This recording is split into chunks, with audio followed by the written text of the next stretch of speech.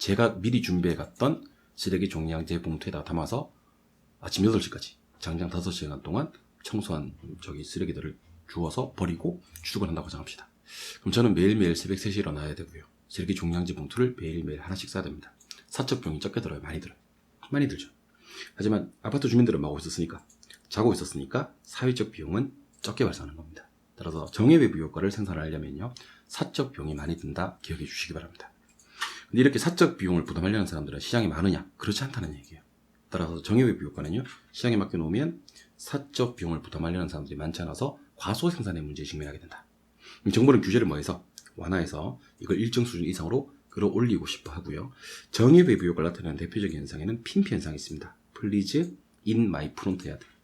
다 몰라도 되는데 핀피의 P가 please입니다. 자기 쪽으로 좀 해달라는 뜻이에요. please 기억하시고요. 정예외부 효과가 존재했을 때 시장에 미치는 영향은, 정예외부 효과가 존재하는 지역은 주택 수요가 증가됩니다. 수요 곡선이 우측 가는 거예요. 그럼 가격은 뭐하고? 상승, 양은 증가. 수요 증가됐을 때 가격 상승, 양 증가되는 거 아시죠? 부예외부 효과를 합니다. 자, 부예외부 효과는 제가 시멘트 공장 사장인데 저희 공장에서 폐수나 폐기물이 유발되는 거죠. 근데 이걸 정화해서 내보내게 돼야 된다는 것은 저는 누구보다도 잘 알지만 비용이 많이 들어가는 거지. 그래서 그 비용을 줄이기 위해서, 사적 비용을 줄이기 위해서 밤에 몰래 한강에다가 무단 방류 해버리는 겁니다. 그럼 저희 수도권 지역 주민들은 저 때문에 손해를 입었겠지만 제게 아무 피해 보상을 못 받겠죠. 그러면 저는 사적 비용이 많이 들어요. 적게 들지. 하지만 그거 우리 세금으로 다 정화하고 치유해야 되는 겁니다. 사회적 비용이 커지는 겁니다. 특히 부예외부 효과는 사회적 비용이 커진다는 거 반드시 기억하셔야 됩니다. 부예외부 효과, 사회적 비용이 증가된다. 사회적 비용 부담이 늘어난다는 거 꼭 좀 기억해 주시고, 부예외부 효과를 시장에 맡기면 과대 생산이 됩니다. 왜 과대 생산이 되냐면 아까 말씀드린 바와 같이 사적 비용을 줄일 수가 있으니까 부예외부 효과는 시장에 맡기면 과대 생산이 됩니다. 그래서 정부에서는 규제를 강화하게 됩니다. 환경오염금 부과 등의 규제 강화를 하게 되겠죠.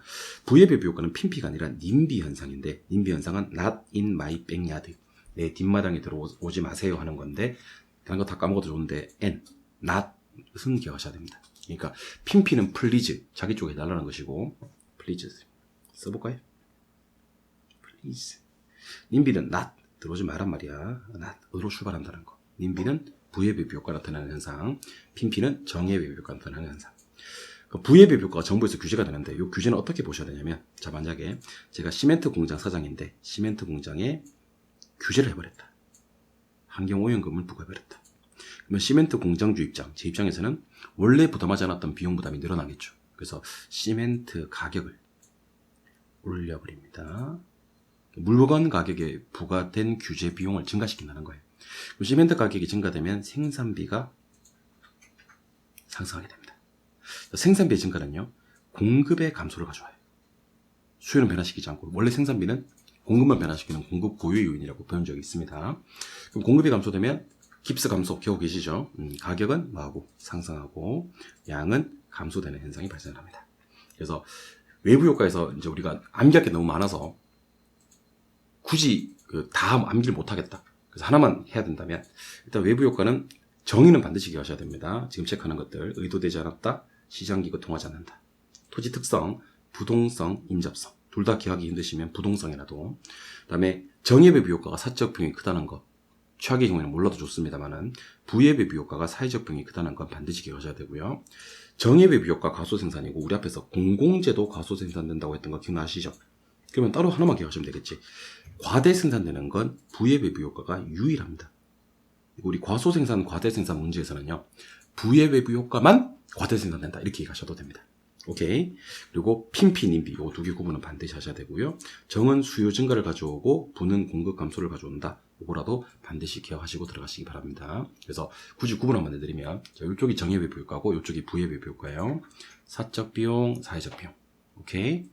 그 다음에 핀피의 님비. 그 다음에 과소생산의 과대생산. 그 다음에 수요 증가, 공급 감소.